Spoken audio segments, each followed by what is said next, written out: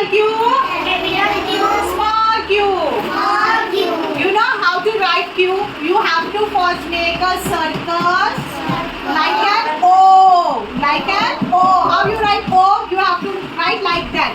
Make O, and then from here you have to make one slanting line.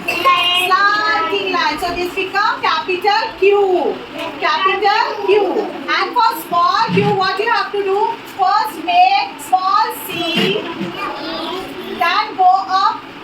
When we make A, we go up, right? Small a. Then from up, come down, straight, come down, straight, come down, and make one slanting line. This is small q. Which q? Which q is this? Small q. Capital Q. Small q.